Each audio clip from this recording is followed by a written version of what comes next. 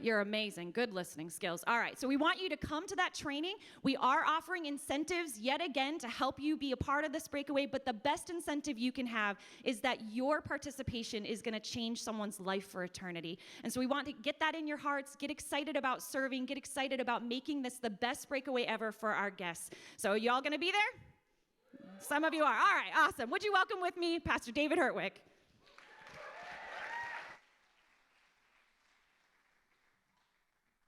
Thank you, Carrie. Good morning. My name is David, and I am from New York, home of the one win away from the World Series Yankees. And we'll have an altar call for all of you that just booed later. We can cast that out. I've been on this campus probably 24 times, but this is the very first time I've been able to bring my family with me. And so my wife and my girls are seated back there. If you guys just want to wave your hands, yeah. My wife, Erin, my girls, Lilia, Caroline, and Madeline. If you've heard me speak, you probably feel like you know them because I often tell stories about them, but this is evidence that they exist and that I didn't just make them up so I can have good stories to tell. This morning we're going to look at a passage in 1 Peter chapter 5, and I want to read this text to you, and I want to say this before I read it. What I'm about to read is more true, more reliable, more powerful, more life-changing than anything else I'm about to say. So when we read Scripture, let's lean in with our hearts open, because this is the Word of God spoken to our hearts this morning. 1 Peter chapter 5, beginning in the second half of verse 5, I'm reading from the NIV. Peter, the follower of Jesus, writes these words, "All of you clothe yourselves with humility toward one another, because God opposes the proud, but he gives grace to the humble. Humble yourselves, therefore, under God's mighty hand, that he may lift you up in due time. Cast all your anxiety on him, because he cares for you. Be self-controlled and alert. Your enemy, the devil, prowls around like a roaring lion, looking for someone to devour. Resist him, standing firm in the faith, because you know that your brothers throughout the world are undergoing the same kind of sufferings. And the God of all grace, who has called you to his eternal glory in Christ, after you have suffered a little while, will himself restore you and make you strong, firm, and steadfast. To him be the power forever and ever. Amen." This morning I want to talk to you about worry. I want to talk to you about anxiety. And, you might think, worry is not really that big of a deal. I mean, we all worry, and we worry because we're concerned, and we're worried because we care, and we're worried because we want things to go a certain way, and we have big hearts for situations and for people, and so we worry. So worry can't be that big of a deal, right? Well, in this passage when Peter writes, it's interesting to note that anxiety and worry are lumped in with topics like pride and the devil. So maybe worry is a bigger deal than we think. And the main truth that I want you to walk away with this morning is the idea that worry has the power to ruin you, but worship has the power to restore you. Worry has the power to ruin you. Worship has the power to restore you. And we're going to find and learn three things from this text about worry. We're going to look at the face of worry, the heart of worry, and then the death of worry. Let's talk first about the face of worry. Peter says to cast all your anxiety on him because he cares for you. So be self-controlled and alert, because your enemy, the devil, prowls around like a roaring lion.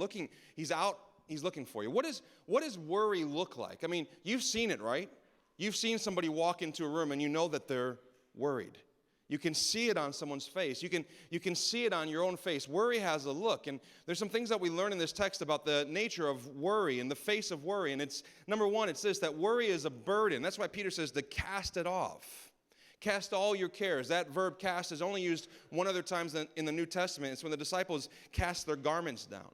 So it's a getting something off of yourself and casting it to somewhere else. So worry is this burden, and you know what this is like. When you feel anxious, when you feel worried, it weighs on you. And doesn't it feel like it literally is slowing you down when you're worried? You can't move at the same speed. You can't think at the same speed. You can't decide at the same speed. You can't be the person God's created you to be because you are eaten up with your worry. There's another clue in this text, though, as to what worry does to us. Right after Peter says, cast all your cares on God because he cares for you, the next thing he says seems unusual and out of place. He says, be self-controlled and alert. Now, another translation says it this way, be sober. Be sober and keep watch. And here's what some of the commentators say, and I think they're right. That Peter is teaching us here that worry, like a drug, like alcohol, like a controlling substance, worry has the power to intoxicate your soul, to actually so fill you up and so control you that you are intoxicated with your worry. And so when you are literally intoxicated, the world looks different to you. You don't act the same way. And worry has that same sort of power over our hearts. When we worry, we can become intoxicated with it in such a way that it impacts the way we see everything. It impacts the way that we live our lives. And so Peter's saying, be sober. Worry has the power to control us and distract us and disorient us. We can be intoxicated with worry. Now, sometimes I'll come home from a day at the office, and I will have had a very difficult day, and there's difficult situations, and there's conflict, and there's budget issues, and there's personnel issues, and I come home and I walk in the door, and I wish I could say that often I just leave it in the office, but I don't. I carry it with me. And when I'm with my girls and with my wife, you know what it's like to be somewhere but not really be there? You're present, but you're not present. That's what worry does to us. I'll be playing Battleship with Lilia, but I'll be solving problems from work. You know, I'll be having dinner with the family, but I'm still rehashing a conversation I had earlier today or a conversation that I have to have tomorrow. That's the sort of power that worry and anxiety have over us. Now, what do we tend to worry about? I think there's three main categories. Number one, the number one thing we worry about is ourselves. Little old me. Always think, my earliest memory of worrying about myself was that whenever I got in trouble, now I grew up in a time, so I'm 39, I'll be 40 next year, which is shocking for me to even say out loud, but I'm 39, and when I grew up, spankings were still on the punishment menu. Anybody get spanked in a healthy way? Don't raise your hand if you didn't, but so I got spanked in a sort of loving, corrective way. I don't think my parents ever hit me in anger. I guess I don't know that for sure, but I think most of the time it was for my good, and so I got spanked. And I don't know if this is all moms. I have a Korean mom, so I don't know if this is all moms, but my mom would spank me with the first thing she grabbed. Like, she literally, didn't pay. She would just, but my mom was a Korean mom, so she was always making delicious Korean food for us, so usually it was like a kitchen spoon, which made shopping for kitchen utensils a very strategic trip on my end. I'm like, Mom, you don't want that big wooden spoon. You want this little flexible breakaway plastic little spoon. Because I know eventually I was going to get struck with it. But I grew up getting spanked. And the funny thing about me getting spanked, my mom and my dad would always laugh about this later, is that I was the type of person, I don't know how many of you are like this. My sister, who's 2 years older than me, she would cry after she got spanked. Not me. I would cry before I got spanked. I mean, the second I found out I was getting spanked, I was crying. And I cried harder before I got spanked than after I got spanked. How many of you are like that? You cried more when you found out you're in trouble than after it was, yeah. So I was worried about me. I was very concerned about me. Specifically, I was worried about one part of my body. I was very, very, very concerned. And we're very worried about ourselves. Worry in its nature is self-centered. Here's really what worry is when we're thinking about ourselves. Am I good enough? Have I done enough? Am I enough? We worry about ourselves. What do people think about me? A couple summers ago, the New York Times ran 70 opinion pieces in one summer, all on the topic of anxiety and worry. And one of them that I read was by a guy named Tim Kreider, and he was saying that one of the sayings of any 12-step recovery program is this: what other people think of you is none of your business. What other people think of you is none of your business. And then he says this: well, obviously, what other people think of you is your business. It's your main job in life to try to control it, to do tireless PR and spin control for yourself. Every woman who ever went out with you must pine for you forever. Those who rejected you must regret it. You must be loved, respected, and above all, taken seriously. They who mocked you must rue the day. And he's absolutely right. We make it one of the central purposes of our lives to control what other people think of us. And in so, we invite all sorts of worry into our hearts. Not only do we worry about ourselves, but we worry about the things that we love most, right? We worry about our family. We worry about our future. I remember when my oldest daughter, Lilia, started to play soccer for the first time. She was about 5 years old, and we got her all dressed up in her cute little soccer outfit. I'm a huge soccer fan, so I was like super excited, and we watch soccer in the house, and they actually know the songs for my soccer team. And so I walk her out into the soccer field, and I say, baby, there's your team. Go over there. Have a great game. And I look down, and she looks up at me, and her eyes are filling with tears. And I'm like, oh, no, what's wrong? And I realized she began to talk to me. She was nervous. Like she was anxious. And then all of a sudden, I became nervous and anxious. Doesn't worry have that power to leap from someone's heart into yours, especially if it's someone that you love? And because I love her, now I'm anxious for her, but I'm also still, because I'm still a self-centered person, now I'm actually thinking about myself also. Am I a bad dad? Have I put too much pressure on her? Was it a mistake to get her up at 4 a.m. to run wind sprints? Like, what did I do to bring this sort of burden, this sort of expectation onto her? But we worry about those that we love and the things that we love. And as we talked about in chapel yesterday, we have to pay attention to the things and the people that we seem to love most, especially the ones that cause us to worry in a way that's out of control, because most likely that thing has become somewhat of a god to you, a functional savior for you, an idol to you. You love that thing, you adore that thing, and when it's under threat, you worry. And the last thing that I think we worry about is not just ourselves and not just the people that we love, but I think we also spend a lot of time in life worrying about our enemies. This is what I mean. There's people in this world that have hurt you, right? There's people in this world who have done you wrong. There's people in this world that you don't get along with. And here's how we worry about them. We don't worry about them in a way of, I hope things go well for them. We worry about them in a way that I hope they get what's coming to them. We want vengeance. We want justice. I experience this all the time when I'm driving. Every now and then I'll be going down the road just fine, and some jerk comes flying by, like driving like crazy. I can see that he or she's on their phone, and I'm like, all this indignant self-righteousness just rises up in me, even though I use my phone sometimes when I drive, confession. But in that moment, I can't believe that they're doing that. And they go speeding by, and they're driving like a crazy person. And it's in that moment that I turn to my wife and I say, where are the police when you need them? And just one time, just once in my entire life, I want that person to get pulled over right in front of me. So that as they're pulled over and getting their ticket, I can drive by them nice and slowly and just kind of wave at them as I go by and say, hey, remember me? Because I'm worried that they're going to get away with it. It worries me. That's just kind of a silly example, but there's real examples in your life that you're worried that people who aren't who they say they are won't be seen for it someday. You're worried that person that's in a relationship that really doesn't deserve to be in a relationship, you're worried that their relationship will last. You're worried that this person who's up here singing on stage that doesn't have the perfect spiritual life, you're worried that no one will ever find out that they're not perfect and they won't be exposed for who they are. And you're worried, and it intoxicates you, and it fills you up. And whatever it is that you worry about, it's weighing you down, and it's slowing you down, and it's keeping you from being and doing what God has called you to be and what God has called you to do. Now, in this passage, Peter now makes a really unusual, unexpected leap from talking about anxiety to all of a sudden he's talking about the devil. And C.S. Lewis says that Christians make two equal but opposite errors when it comes to the topic of the devil. One is superstition, and the other is substition. Superstition are people who blame the devil for everything.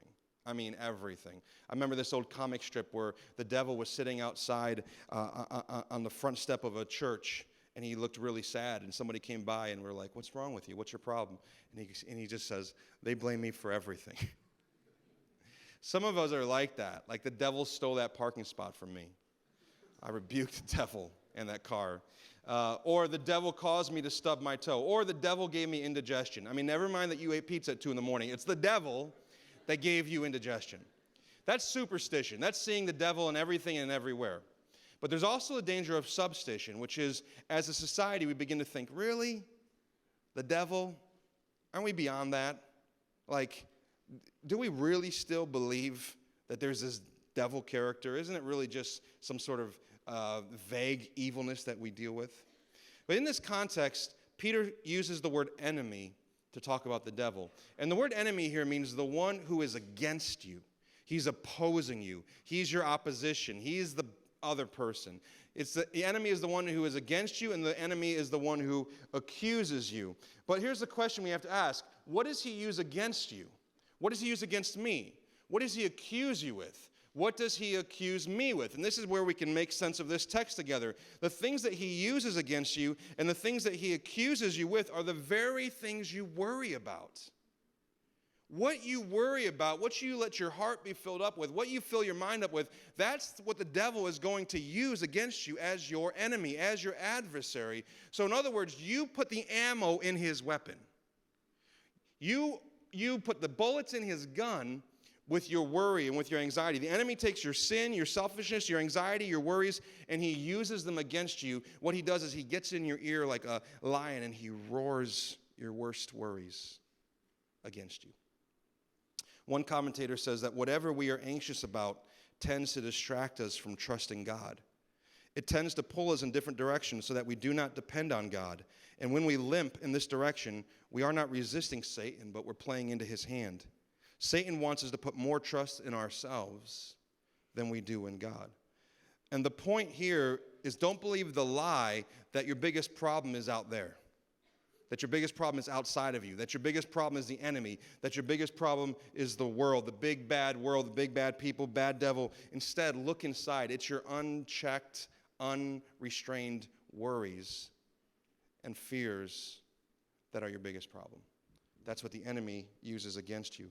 Worry has the power to ruin you. Secondly, let's look at the heart of worry. He goes on, he says at the beginning of this text that we read, clothe yourself with humility. God opposes the proud. He gives grace to the humble. Humble yourselves under God's mighty hand. Cast your cares, anxieties on him because he cares for you. When we look inside of worry, what do we find? If the face of worry is that it's a burden and that it's intoxicating and that it's a weapon that the enemy uses against us, what is at the heart of worry? And what we see in this text is that the heart of worry is pride. Pride, not fear, not insecurity, it's pride that is at the heart of worry. Now, how do we see this? Look at this verse. I think I have a slide for you that shows you verses 6 and 7 side by side. It says, humble yourself under God's mighty hand, and then skip to verse 7, cast all your anxiety on him. Now, how does that, this is the NIV, how does that read? It reads from an English grammatical standpoint as two back-to-back imperative verbs, right? Humble yourself, that's a command, that's an imperative. Cast your anxiety, that's an imperative, that's a command, right? No, it's actually not. I'm not sure why it's translated this way. The New American Standard actually, I think, does it better because the verb cast is not an imperative verb. It's in a form called the, I don't even know if I'm going to say this right because I've been out of English for so long, aorist active participle. Some of you literally just fell asleep when I said those words. And the best way to translate this, and the way that the New American Standard translates this, is essentially this. Humble yourselves under God's mighty hand that he may lift you up in due time. And instead of putting a period there, there's a comma. Instead of the word cast, it's casting. Casting all your cares, all your worries, all your anxieties on him because he cares for you. And here's what Peter is teaching us. When we hold on to our fears and our worries, it's pride. And one of the evidences that you are humbling yourself under God's mighty hand is that you're so quick to cast your cares. You're so quick to get those things off of your chest and to bring them before God. Worry is a form of pride because when believers are filled with anxiety, they are convinced that they must solve the problems in their own strength. In other words, here's the real problem. Here's the heart of pride. We trust in ourselves more than we trust in God. That's the heart of pride. And worry happens when we put too much of our trust in a few different things. Number one, we put too much of our trust in our own perspective, our own ability to see situations. We always assume that we can see best, right? But how much can a finite person actually see and understand? We're limited by our humanness. We're limited by our experiences. We are limited by our biases. We are limited by our environment, our past, our history. It all influences the way we see things. And so we have a very limited perspective. But when we are worrying, we're overestimating our perspective. We're assuming that we understand the situation perfectly. We've seen it in every single angle from which it can be seen, and we know how it should go, and it's not going that way, and so we worry. But how many times in the Bible do we read stories where good things result from bad events? Where God uses things that are terrible to bring out things that are wonderful. A nation is saved because a mouthy little brother named Joseph is sold by his brothers into slavery. A ship filled with heathen sailors ends up having an impromptu worship service because of an encounter with a runaway, disobedient prophet named Jonah. And the great-grandmother of King David, Ruth, meets her husband only after being widowed, experienced famine, losing everything, having to move to a new land. Here's what I'm trying to say to you. What if in this season of life you are anxiously trying to remove yourself from the very set of circumstances that God has intended to use to grow you, to shape you, to work in you for your good and for His glory? Don't overestimate your perspective. You don't see it all. Only Jesus sees the beginning from the end. And the story of redemption will not be without its twists and turns and ups and downs. If you think you're going to get through this without dark days, you're lying to yourself. There are going to be some incredibly dark days in my life and in your life, but that doesn't mean that God's plan to redeem has somehow over. The presence of pain does not negate the truth of the promise. It's the presence of pain that makes the promise matter, that makes the promise worth holding on to. We also sometimes overestimate our own preferences, like what we want to see happen. How many of you are glad in hindsight that there's something in your past that didn't go the way you wanted it to go at that time? Specifically, a relationship, maybe. When I went to college in 1996, I went to a small Bible school just south of Rochester, and it was a town called Lima, New York. And Lima is it's the definition of a one-stoplight town. There's nothing there.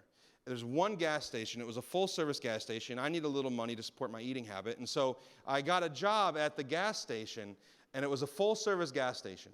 And I remember the first day I walked into the job, there was a little radio, and it only played one station, and it was the country music station.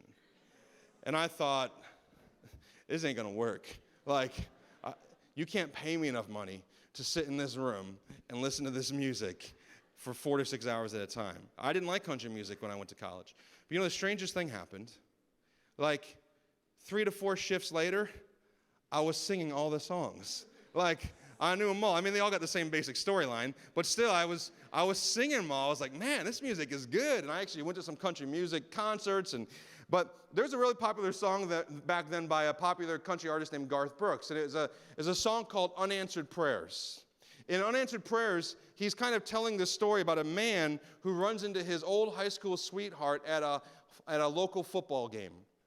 Now he's married, now he has his own family, but he goes back and he sees this girl that he loved back in high school. And many nights he stayed up praying, God, if you'll just let her be my wife, I'll love you and serve you forever. And he goes back and he looks at her, and he looks at his wife, and he thanks God for unanswered prayers. He says, God, some of your greatest gifts are unanswered prayers. There's a lot of things we've asked for that now we look back and go, oh, wow, I'm glad I didn't get that. That's limited. That's your preferences. And we overestimate our preferences, but our preferences change. And the last thing that we tend to overestimate is our power. What good does worry do? I mean, Jesus said to his disciples in Luke 12, who of you by worrying can add a single hour to his or her life? We don't have the power to change things, and so worry is trying to take power for something we don't have the power for. So when we overestimate our perspective and our preferences and our power, we forget that God also has a perspective, and God also has preferences, and God also has all the power. So here, let me just build some thoughts for you based on everything we just said. The heart of worry is pride. Pride, according to this text, is resisting the grace of God. So worry is evidence that you aren't really receiving and believing the gospel. So worry is a really big deal. Now, of course, all of this talk about worry and anxiety can actually make people who are anxious more anxious, right? I mean, the worst thing you can tell someone who's a worrier is to stop worrying, or that they shouldn't worry, or that it's bad to worry, because now they're worried about the fact that they worry. It's like when my girls cry, Like if I go in the room and yell at them to stop crying, it's not fruitful. I've learned that the hard way.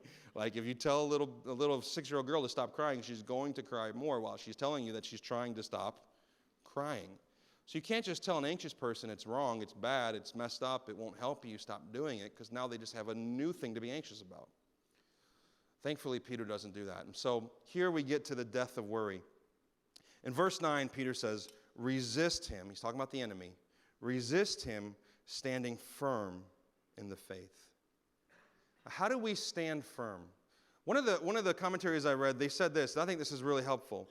The call to resistance, the call to stand firm, listen to this. It does not summon believers to do Herculean acts on God's behalf. It's not a call for you to do something incredible. It's not a call for you to be some sort of a hero. It's not a call for you to somehow muster up enough strength to be impressive and powerful and face your own giants. Believers are not encouraged to gather all their resources so that they can just do great works for God. No, resisting the devil means that believers remain firm in their faith, in their trust in God. Believers triumph over the devil as they continue to trust God, believing that he truly cares for them and that he will sustain them until the end. Not that I will somehow muster up enough fortitude and strength and energy and spirituality and determination to sustain myself to the end, but we trust that God is the one who will sustain us to the end. In this whole letter of 1 Peter, which Peter is writing to a scattered group of believers who are either currently in persecution or are about to experience tremendous persecution, here are some of the ways that Peter reminds the believers of the God that they should trust in. In chapter 1, he says, you have been chosen. You didn't choose God. God chose you. You've been chosen by God the Father, given a new birth into a living hope, provided with an inheritance that can never perish. Because you are shielded by God's power. You've been called out of darkness into God's wonderful light. God is building us up as individual believers into a spiritual house. He views his followers as a holy priesthood, a royal priesthood, a holy nation, a people who belong to him. And in our text, in verses 9 and 10, the focus remains on who God is and what God has done. It says that he will restore you. He will make you strong. He will make you firm. He will make you steadfast. He has called you to salvation, and he has provided a way for you and me to be saved through his Son, Jesus Christ. So here's the thing. God has done the work that is necessary. God is the one who's going to restore you. God is the one who causes you to stand firm. God is the one who gives you the strength to resist. And what this means is that we triumph not through trying, we triumph through trusting. And not trusting in our performance, in my righteousness, and my ability, but trusting in what Christ has done for me. When my girls were little, whenever they wanted me to pick them up, they had an interesting way of asking. Instead of saying, Daddy, will you pick me up? They would say this, Daddy, I hold you? I hold you?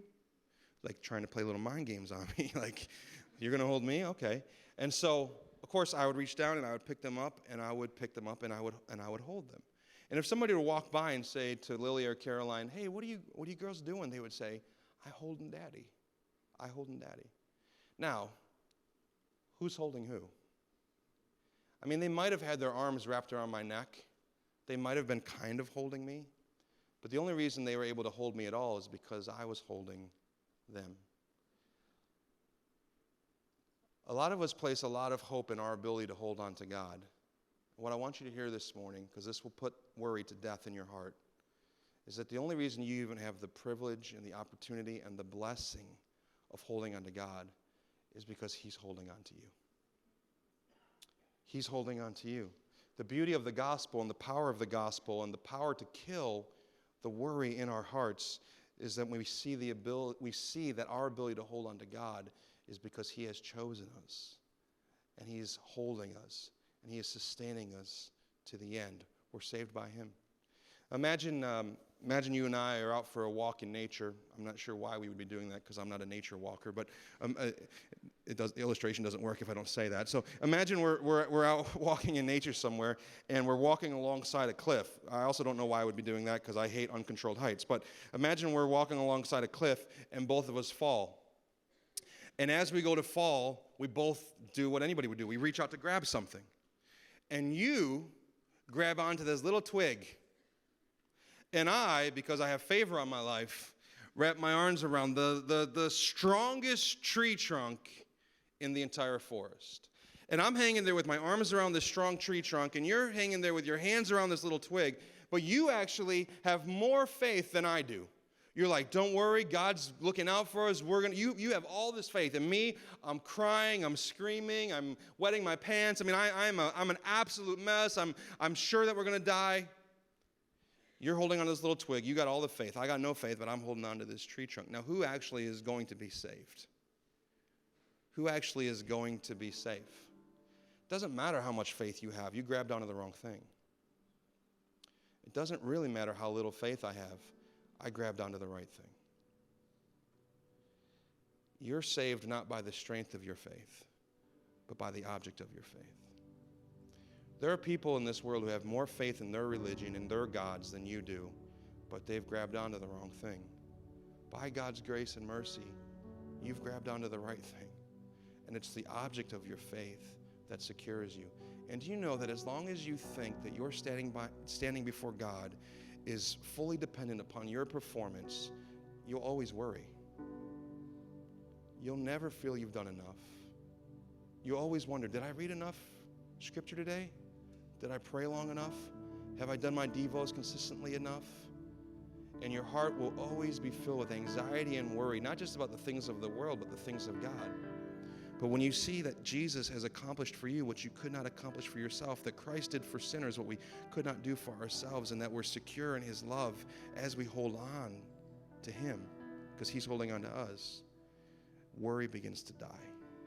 It begins to die. Now listen, the longer I hold on to that tree trunk, guess what also happens for me?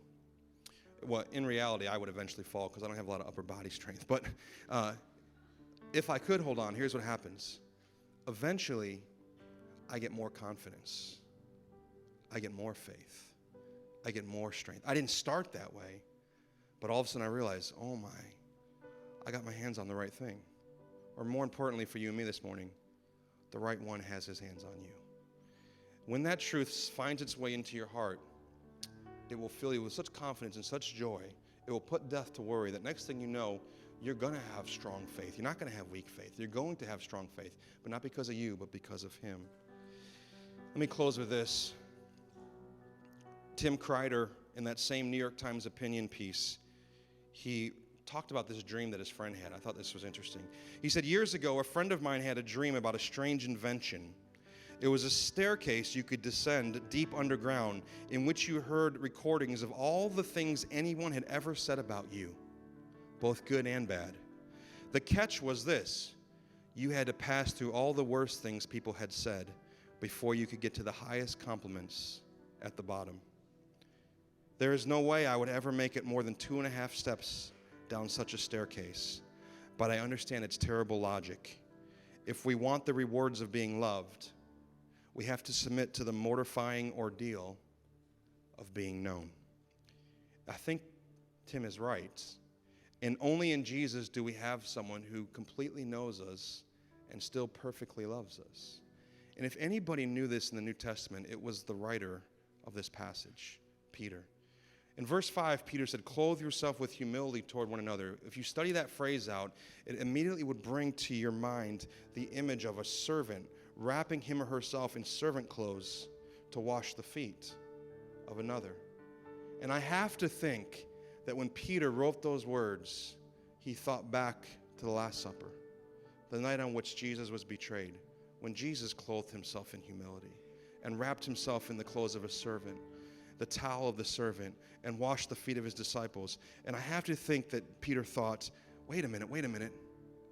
Jesus knew I was going to deny him, and he washed my feet. You know, Judas was still in the room when this happened. Jesus knew that Judas would betray him, but he washed his feet. Jesus knew that Thomas would doubt his resurrection, but he washed his feet. But he didn't just wash their feet, did he? He walked to the cross, and he died for that denial, and he paid the price for that betrayal, and he endured the punishment for that doubt, for all of our sin, for all of our rebellion, for all of our worries. And this causes us to, instead of worrying, this causes us to worship. And worry has the power to ruin you, but worship has the power to restore you. And when you look at Jesus, here's what you learn. I'm far too loved, I'm far too secure to be anxious. I'm way too loved to worry. I'm way too secure to be anxious. Worry has the power to ruin you. Worship has the power to restore you. And casting your cares upon God, you know what that is? That's an act of worship. Think about Jesus in the Garden of Gethsemane. Was he worrying? I bet everybody thought he was worrying. He's crying out, he's praying, he's sweating drops of blood, but he wasn't worrying. He was worshiping. How do we know he was worshiping? Because he wasn't thinking about himself in that moment. He was thinking about you, and he was thinking about me. He didn't say, my way or the highway. He didn't say, I must control the outcome. He didn't say, this must go well for me. He said what instead? Father, not my will, but your will be done. And because Jesus prayed those words in the garden 30 to 40 years later, Peter could confidently say, cast all your anxiety on him because he cares for you. Let's pray together this morning.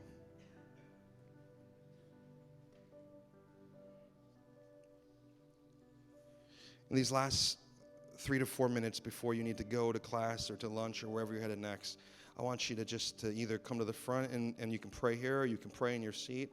And I want you to begin to cast your cares upon God. Not in your own strength, but knowing that he cares for you. Maybe think through and name out some of the things that keep you up at night, some of the things that cause you, some of you struggle in a real way with anxiety. And I should say this, some of you, it's a wonderful gift from God to talk to people who are professionals at times about anxiety. That's a wonderful thing to do. But in this moment, would you just bring your cares before Christ? Say, God, I know that you care for me, so I'm casting my cares upon you. Just take a moment in your seats and do this.